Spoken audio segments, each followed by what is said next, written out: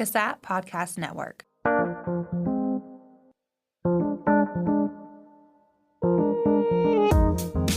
Welcome to Season 6 of CASAT Conversations, where we sit down with professionals who have spent decades in their fields like mental health, addiction treatment, business, sociology, and more.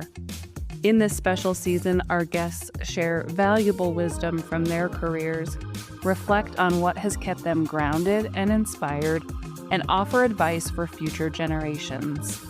Whether you're new to the field, uncertain about your next steps, or feeling burned out, these conversations provide guidance and reassurance from those who've walked this path.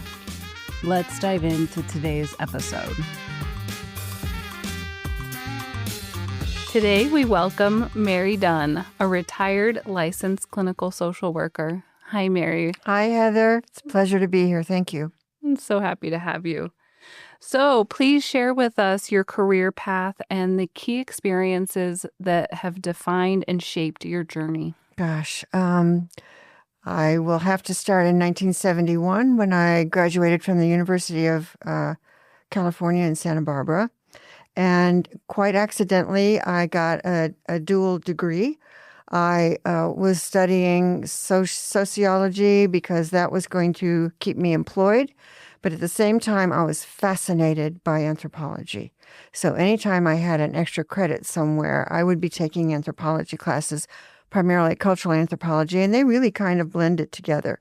And so towards the end of 1971, they called me in. They said, "You have enough credits to get a dual degree?"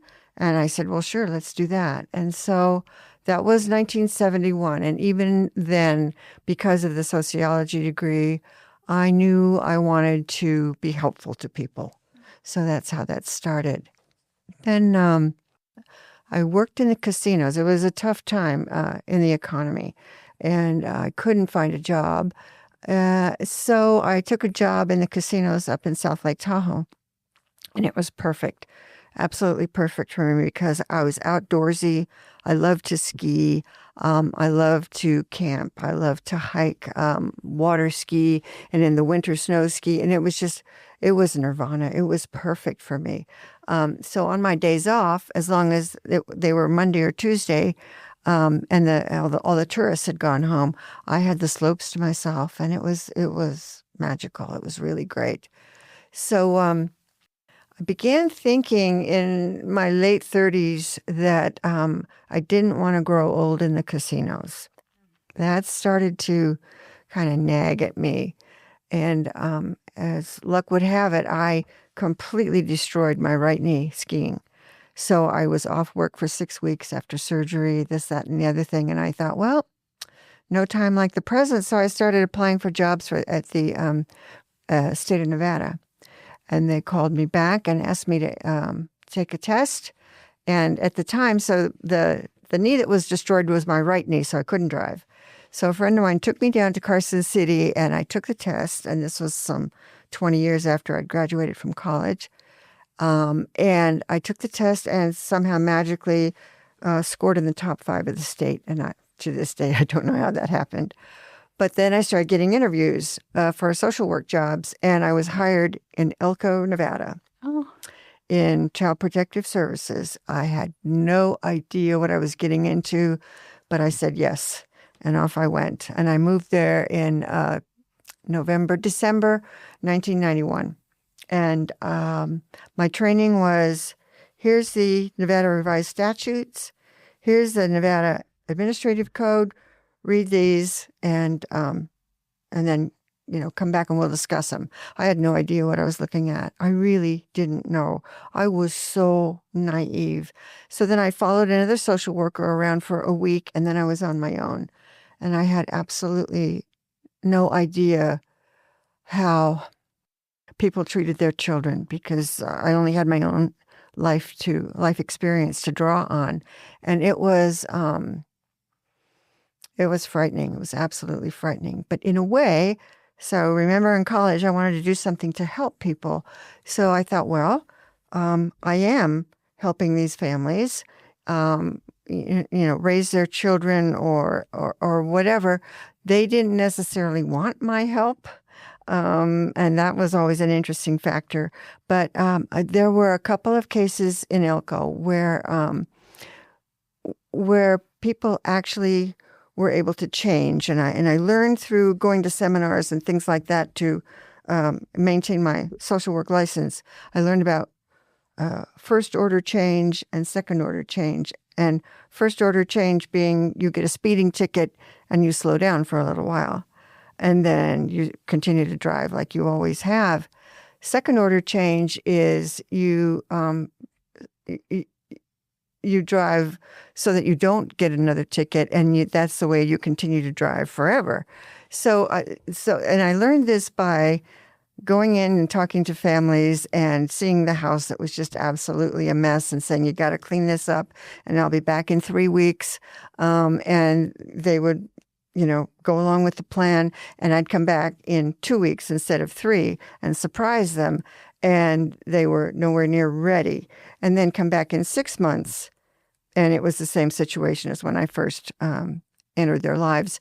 So I kind of learned everything by the seat of my pants out there. There wasn't anybody to train me other than the classes that I had to take to maintain my license. And I was grandfathered in 1991 because you could still have a degree in just about anything. My boss had a degree in biology. But after January 1992, you had to have a degree in social work. And so I understand that you don't need a degree anymore. So much has changed. But so that was a real education, working in Elko. It was a very tough job. Everybody was overworked, and I don't want to blame anyone, but everyone was so overworked that they did not have time to help train me. So it was a lot of seat of my pants. And I'm grateful for that experience. I wouldn't want to do it again. I would not. It was tough. What are some of those things that you learned in your time in Elko? Well, one of the things I've already mentioned was first and second order change. I learned about kids in foster care because I would have to take custody of kids, and that was always tough. Typically, I would have law enforcement with me. I didn't have a whole lot of people to commiserate with, and at the time, it was law enforcement because they saw many of the same situations that I saw, and they were typically always with me if I had to take custody of children. And it was always just a horrible scene of the parents screaming and the children crying, and it was really, really tough. But sometimes that is what needed to happen to keep the children safe. So then you have a case, and you learn how to write a case plan, and you do it with the parents or parent. And again, no training except for when I had to maintain my license. And so slowly I learned to, so one of the things I learned there is to start where those people are at and to not lay my expectations on them. I can tell them what the law says and what needs to happen. And then from there, I would ask, how do you want to get there? How do you? What is the best way do you think to what is the word? Satisfy the statutes of the state of Nevada so that you can get your children back. And even after someone has completed their case plan and the courts have decided that that it's safe for the children to go home, we still kept the case open and monitored for at least 6 months to make sure that everybody was okay. So I learned about that. I learned a lot about writing a report for the courts. We had something to follow. It's like, when was the last time you visited the home? And how did you find the children? And did you meet them at school? And various other things. And have the parents made progress towards the completion of their case plan? Things like that. And would you recommend that the child be returned home or the children be returned home? And I was doing this work when 1996 came along and the Adoption and Safe Families Families Act was instituted. And that really put the screws down to the social workers because at that time, children were supposed to have a permanency plan after a year in custody. And that was difficult. But it was necessary because up until that time, children could languish in foster care until their 18th birthday. So that was new and exciting. Let's see. Along with the Adoption and Safe Family Act came the Indian Child Welfare Act. And so we also had to determine, if we took children into custody, their degree of bloodline with whatever tribes. And you would be surprised because we had these kids that were little towheads that were blonde as Blondie. And they would have some tribes would go by quantum and others would go by their relationship with a tribal member.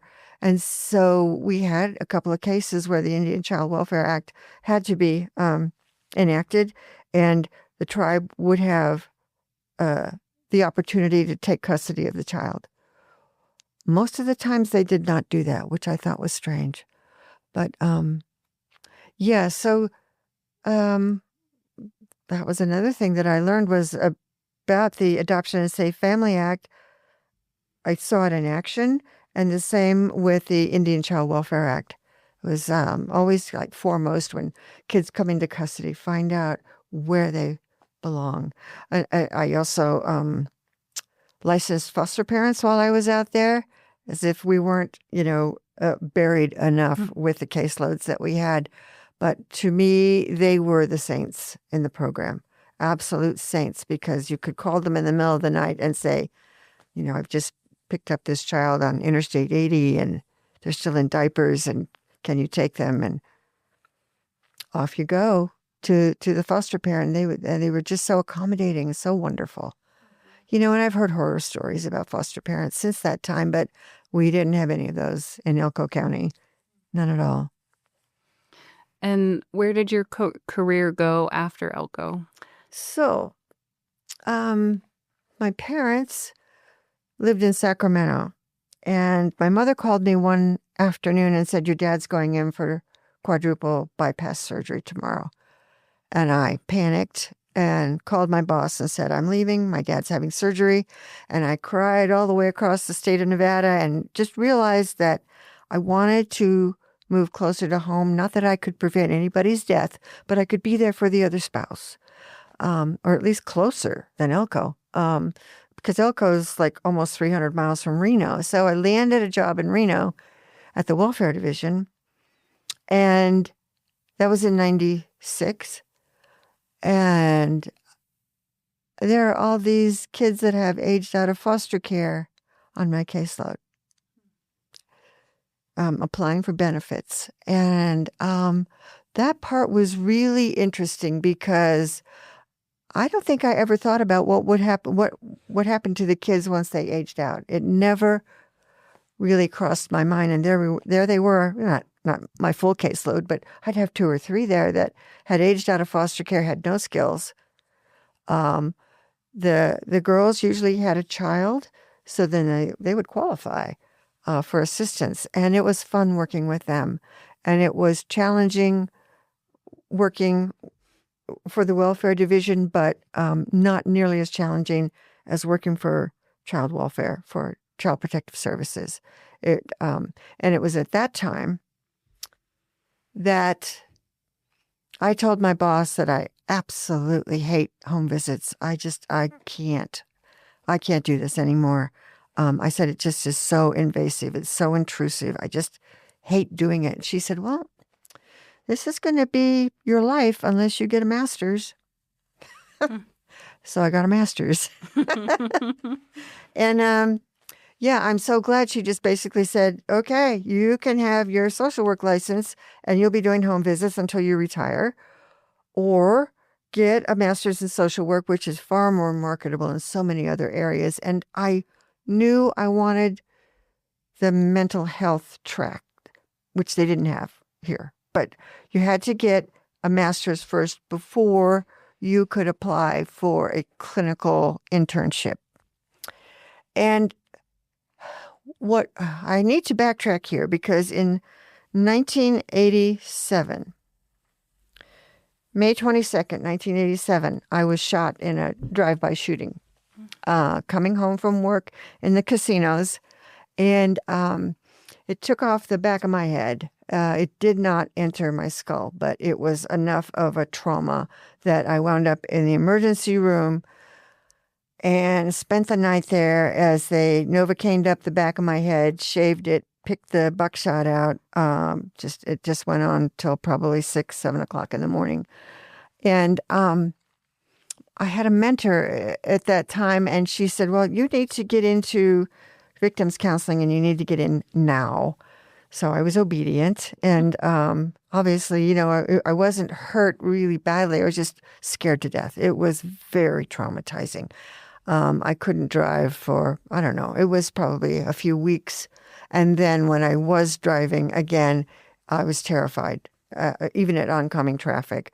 So the therapy helped. The therapist hypnotized me 3 different times, because I remember getting the license plate of the car as they drove off. But I lost it. I don't know where it went. So through the process of being in therapy for probably about 1.5 years, what it did for me was, first of all, realize, okay, we're not going to find these people. But secondly, after all the therapy, I came to understand that I had been given a gift, that I was not killed. I was grateful for that to this day. To this day, Heather, I still have buckshot in the back of my head, and I call those my gratitude bumps, because my head could have been splattered all over the car and nobody would have known anything about it. It was really a frightening experience. And then I got to the point after the 1.5 years of therapy where if someone said, I was the person that shot you, Mary, I could say thank you, because it turned my life around. And the whole time I was in therapy, in the back of my head, I'm thinking, I would love to be able to help other people this way with therapy. So that's how the journey started toward the LCSW. And it was a long fight to get there. The graduate school was great. I resented the fact that I had to go to 2 years, but, it skated by. It really did. And then I took an internship in a mental health facility in Gardnerville, and it was an outpatient clinic. And at the time, I was a little fearful of folks with mental illness, and I think that was just part of the stigma. And I thought, oh, am I going to be safe? And my first project was and it was all outpatient folks. So my first job was to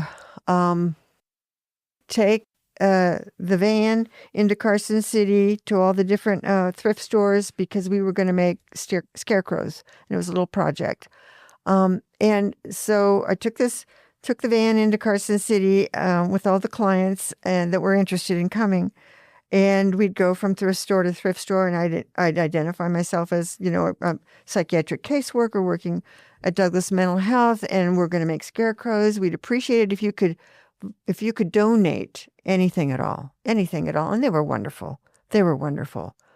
But at one point, this woman that was one of the clients at Douglas Mental Health, she was about 6'3", had flaming red hair. She was just a wild woman. And she pulled me aside and she said, Hey, Mary, going about this all wrong. And I said, okay, how would you suggest I do this? She said, you walk in, you meet the guy in charge, and you say, I got a van full of crazy people and we want some free shit. And that's when I fell in love with the mentally ill. It made me realize they're just like us. They're absolutely just like us, except, they have a couple of kinks in their brain, their brain chemistry. And luckily, all the outpatient people that I worked with at Douglas Mental Health, stayed on their medications, and they were just delightful people. I just loved them.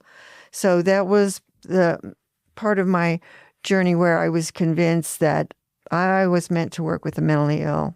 And I, okay, well, 9/11, 2001, when the Twin Towers came down, no work was getting done in the office. So I went to the Board of Social Workers and I said, what do I have to do to become a clinical intern? And they said, well, you need to be a mental health counselor 1, or sometimes it has been known to happen. A psychiatric caseworker has submitted an application for a clinical social work job, and we've approved it. So on that note, we sold everything in Reno, moved to Gardnerville. They had said that they would hire me as a psychiatric caseworker, and so I was on my way, absolutely on my way. So I applied for the clinical internship, and took them a couple of weeks, but they denied it, and I lost it. Absolutely lost it. It was like, how could they? Because I was convinced that they had said yes, but actually they had said maybe. And so I stayed with Douglas Mental Health for a while, and then I went back to the Division of Child and Family Services and kind of put that dream on hold for a while. And that was difficult. But the job I had back with Division of Child and Family Services was with the Interstate Compact on the Placement of Children. So it was still child welfare stuff. And I was one of the one and only Deputy Compact Administrator.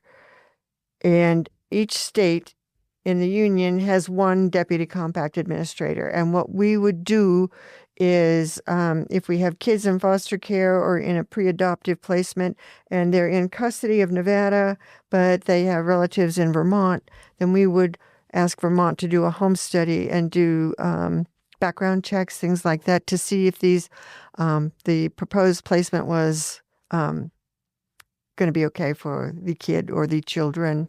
And conversely, the other states would do that for us. If they had relatives in Las Vegas or really anywhere in the state, then we would send out, hey, can you do a home study here and on these people that live in Carlin, and take their fingerprints, blah, blah, blah, background checks. And it was a great job. I absolutely loved it. But it wasn't clinical. So I just kind of kept my eye on the clinical. And in 2008, I wrote a grant. It was a sub-grant. And I had written a grant for VOCA, for the Victims of Crime, so that we could have some money, so that I could have some money to pay my contract employees. And it was granted. And somehow in 2008, there was this belt tightening thing going on. I don't know exactly what was going on, but I was called into my superior's office, and they said I had to fire all my contract employees. And I said, I can't do that. They're the ones that make me look good. They're fantastic, really hard workers. I said, I can't do it. They said, you have to do it. I said, no. I said, I have money through this sub-grant, through VOCA, that I can pay them. And they said, well, we already spent that. So I lost it and marched right down to the retirement board and asked them how much I would get if I retired today. And so they calculated everything, and they said, when do you want to do this? And I said, today. And they said, no, you have to give 2 weeks notice. So I did. So I'm finally free of the state of Nevada employment, and I can pursue my clinical license. Yeah. So I think I took a couple years off. No, it was 2009. I was hired at West Hills Hospital as a clinical intern, and I loved it. I absolutely loved it. And for a while, from my last probably 6 months working there, I only worked weekends, but I ran 5 groups a day. I would start out in the morning with the pediatric kids, and I had no clue how to work with them. So we would just play games and things like that. And I would get some sort of sense of what was going on with them. Then after the pediatrics, then I would go to the adolescents, and I would do a group with the adolescents. And they were always a challenge. But it just reminded me so much of what I was like as an adolescent, because I was I was rebellious and all that stuff. Went through that in puberty, and so I did have some frame of reference with them. And then I would go to the substance abuse group, and I had experience with that because I've been in recovery for 38 years. Not at the time. I'd been in recovery for maybe 14, 15 years. And so that group was fun. I really enjoyed that. And then I would move on to the floridly psychotic group. And they were my favorites. They were my absolute favorites. Some of them knew that they were in big trouble if they didn't take their medications. Some of them were trying to avoid having to go to court so that they would have an episode and then we'd have to admit them and they'd stay there through their court date. There were some of those. I forget what they're called, but there's a term for them in the DSM. But the thing, ever since that woman at Douglas Mental Health pulled me aside and said, "This is how you do this, Mary," and we all had such a great laugh, I realized how powerful laughter was and how powerful acceptance was of what's going on with whichever human being. That if they can accept what's going on with them and they can laugh at themselves, that's so powerful. And I'm sure you learned that in your master's work too. It's like you see so many aging people that are just damn grumpy. And it's like, because they hurt. And they've been hurt. And you can't really blame them for being angry. But if you can get in somewhere, and it's the same with folks with mental illness, if you can clear a path into an area where they're able to even giggle a little bit, it makes such a difference in their attitude. Mm-hmm. So that wasn't my sole, goal as a therapist, because I primarily used cognitive behavioral therapy. Towards the end, ACT was getting some traction, acceptance and commitment therapy. I learned and was certified in EMDR. Loved that. Just absolutely loved that because you could see results so quickly, so very quickly. So it wasn't just about teaching people to laugh. It was, I got to use honest to God therapy with people and see the difference and to see the light bulb go on in their eyes when they go, maybe I can live a little differently. Maybe I do need to approach this a little differently. That was the most rewarding kind of stuff that happened in the mental health field. Yeah. Really appreciate hearing about your journey and all the places it's been. I was just reading a piece of writing the other day from Liz Gilbert. Okay. And the line that stood out was, life didn't go as planned. Mm-hmm. And so she was talking about, her 20-year-old self and this vision for what she had for her life and what that was going to look like. And then looking back at 55 something, how different it was. Absolutely. And listening to you, I'm wondering, if at all that resonates. Yeah, I think she wrote that about me. There's no doubt in my mind because I've been so many different places. And I think that's part of the grace of aging is that I've had all those experiences and I've treasured each one. Mm-hmm. Each one. Yeah. Well, and circling back to what you were mentioning about aging, I think about people who are mentally ill and the stigma associated and the judgment and feeling like society doesn't accept you. Mm-hmm. And that is true in our ageist society as well. Yes. The number of elders that I hear who say they feel invisible, nobody sees me anymore. And there's, the external ageism that happens from society, but internalized ageism as well on the I'm too old to do that or I can't do that anymore. And so there's a lot of kind of interesting, just hearing you talk about that, there's some interesting parallels. Absolutely. That I think we can learn in acceptance, non-judgment, these basic human things that we need, sense of belonging, Yes. So important. that are true for both. It's to add on to that. I have a girlfriend who has a son that's schizophrenic, and she was asking me about NAMI. I said, when I worked at West Hills, NAMI met there maybe once a month on Wednesdays, and it was very poorly attended. I said, we just don't have those kinds of services in Nevada. And I've had other friends that have actually moved back to California because they have more, I don't know if they're sophisticated, but more in number of services for mentally ill, for aging, and substance abuse issues. They have a lot more than we do in Nevada. We're kind of, slowly lagging behind, but trying to catch up. Yeah. So many. I mean, I think about you and your role in Elko, trying to just figure it out. And this, I'm imagining, big heart just from this little bit that we've connected. And you just want to help. And there's so many people in the state who are dedicated and want to help. Yeah. And it also makes me think of the social ecological model in public health, right? How policy influences, how federal policy, state policies influence people's ability to support others. Absolutely. And how sometimes there can be some real challenges with that. Yeah. And the other thing that I learned in Elko was about burnout.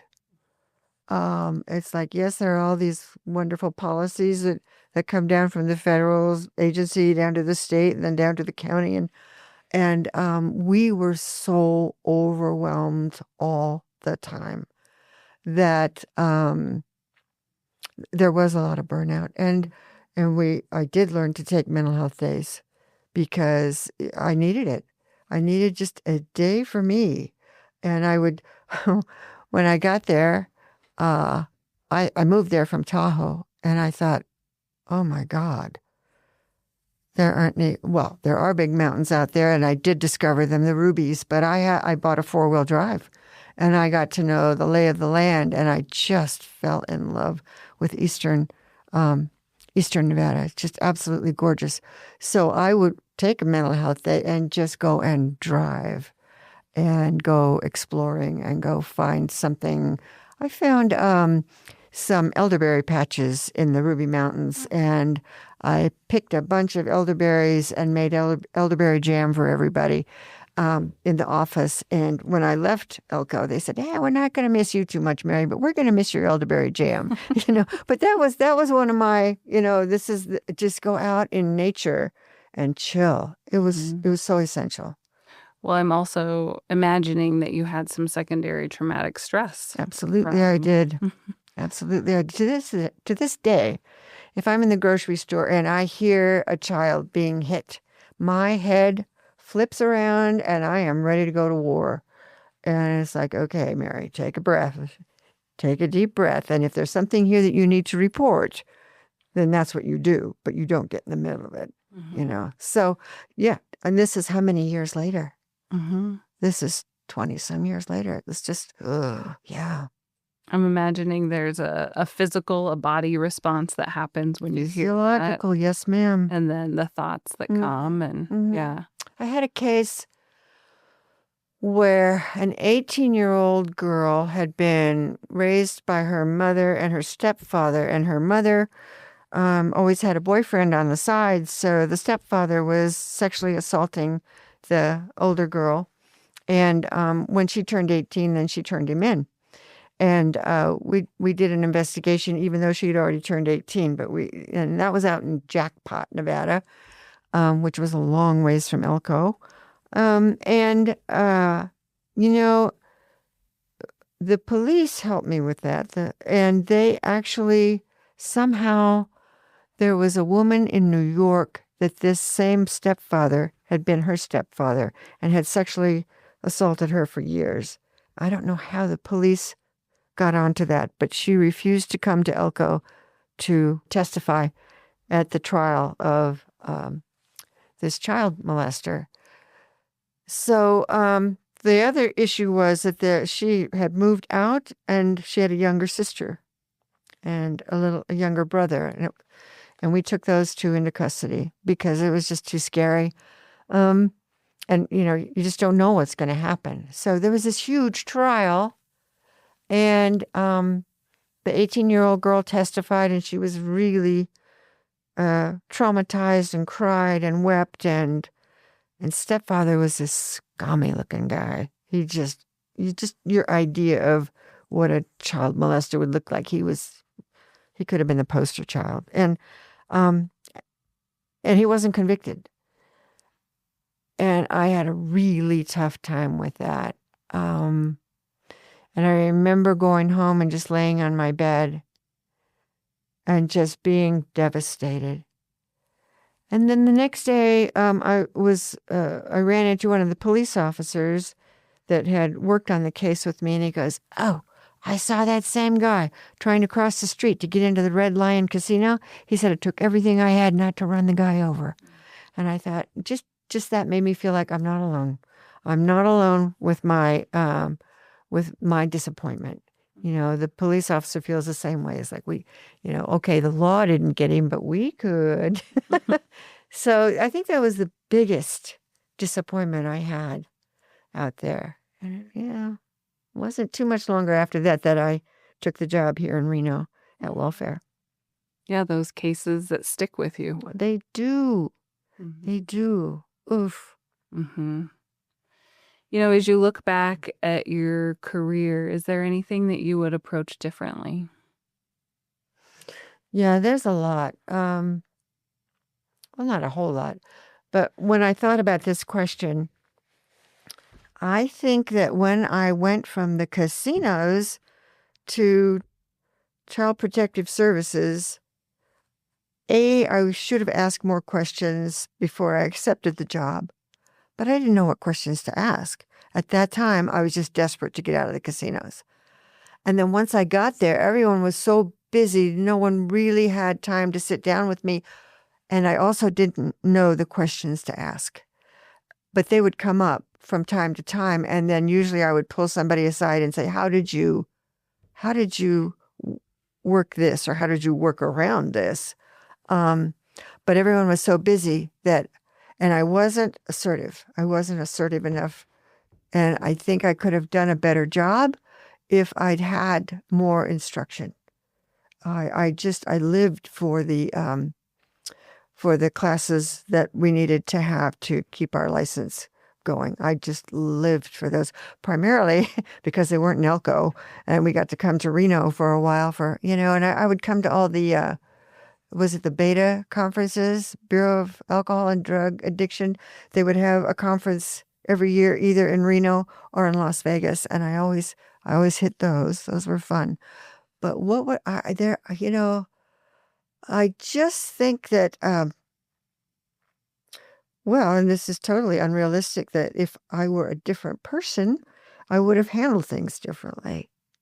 But it all worked out the way it worked out. Mm-hmm. Yeah. I'm curious if there's a particular success story or breakthrough. You talked about the case that kind of has stuck with you, or one case that has stuck with you throughout the years. And I'm wondering if there's a case that has stuck with you, or a person and their breakthrough that has stuck with you also. Yes. And probably several. And they were all victims of domestic violence, women. Although I had one gentleman who, and God love him for having the courage to come in and say, my wife is beating me up. You just would never expect that. I would never expect that.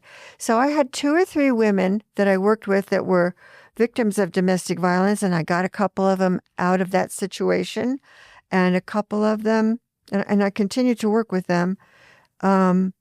And a couple of them had said, Mary, I think I've made it all the way over the wall, like they have escaped prison or jail. They made it all the way over the wall and have entered a life that is free from violence. And it was like, wow. And I really don't feel like I had a whole lot to do with that. I think it was their time to say enough. And there's somebody that can help me, and it just happens to be Mary Dunn.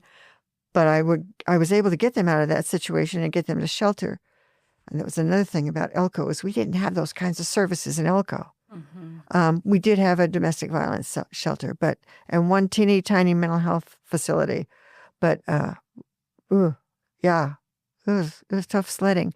But yeah, 3 women in particular had come back, and this was when I was working at welfare. That 3 women had come back to actually thank me, and you just cross your fingers and hope that they can continue on a life that's violence free.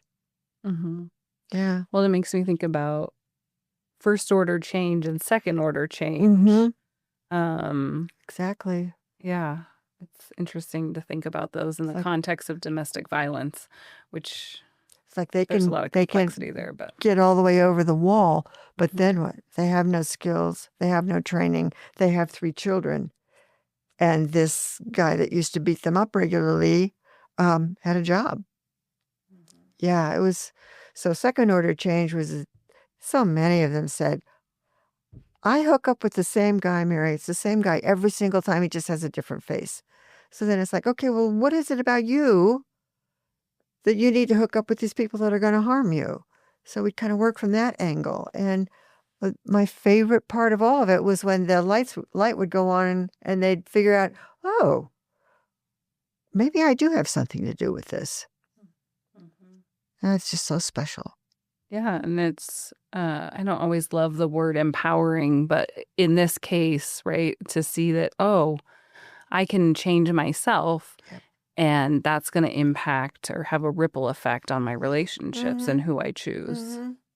Yeah.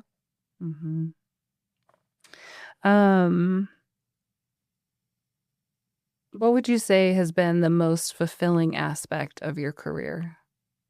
And I'm going to just say careers, plural. Okay, yeah, because I've had a few. The most fulfilling, I have to say, it was once I had completed my clinical license and was certified to do EMDR, that the significant changes happened so rapidly with the people that were open to the EMDR that was extremely rewarding. And I always had this little thing in the back of my head about, is it going to last? Is it going to last? But then I would be clear with them and say, you can always come in for a tune-up.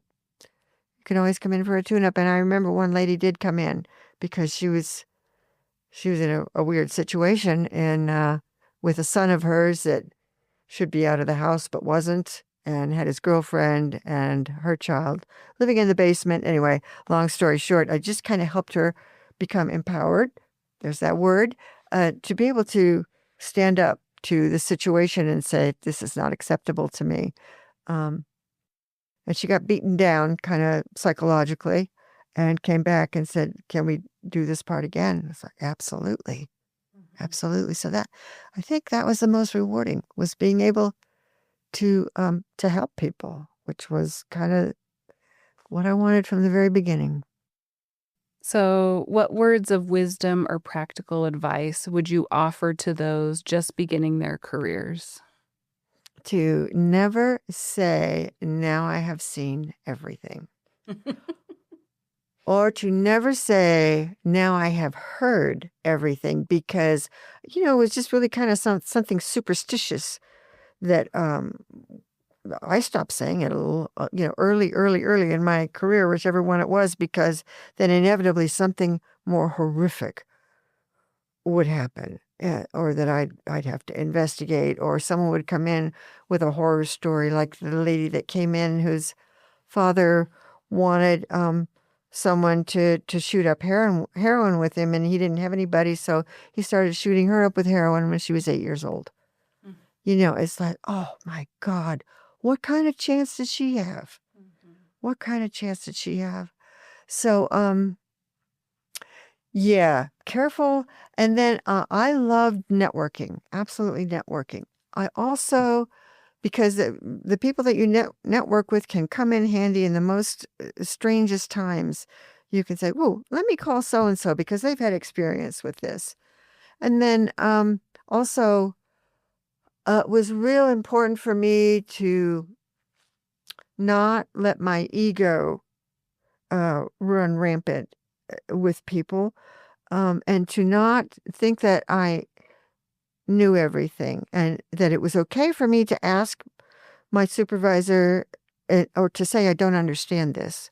Can you help me understand this?" It was okay for me to not know everything. And I would even ask clients, they'd say, I'm binary or something. And it was like, well, tell me what that means, please, because I don't know.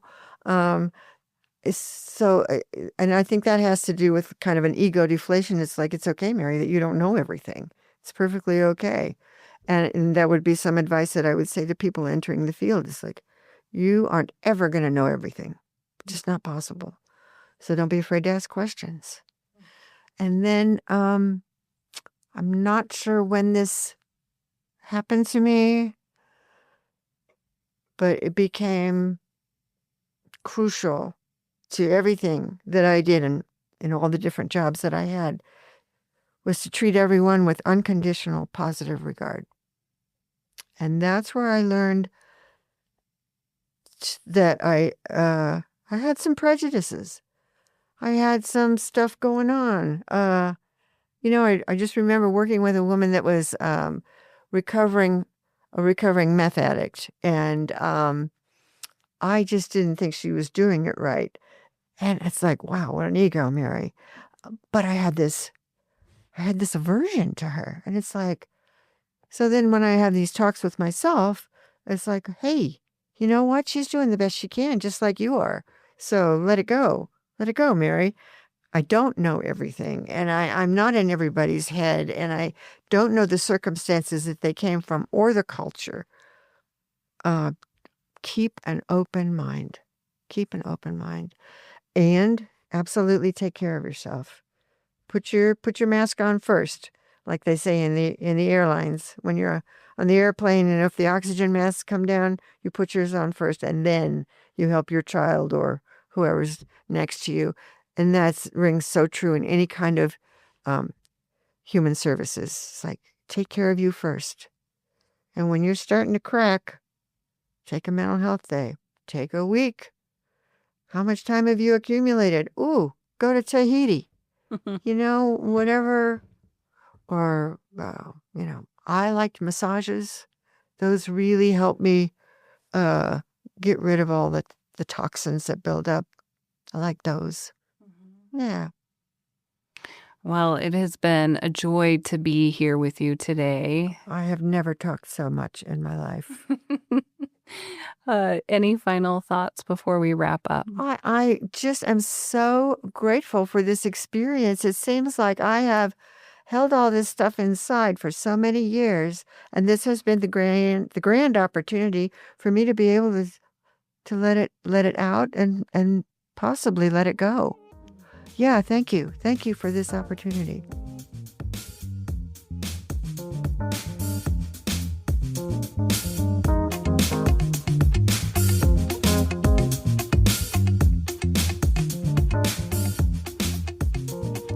Thank you for listening to CASAT Conversations, your resource for exploring behavioral health topics. We hope you found today's conversation timely and meaningful.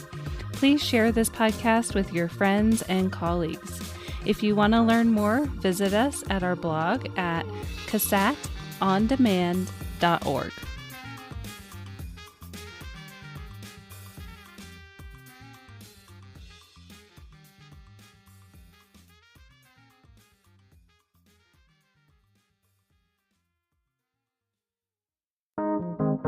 CASAT Podcast Network.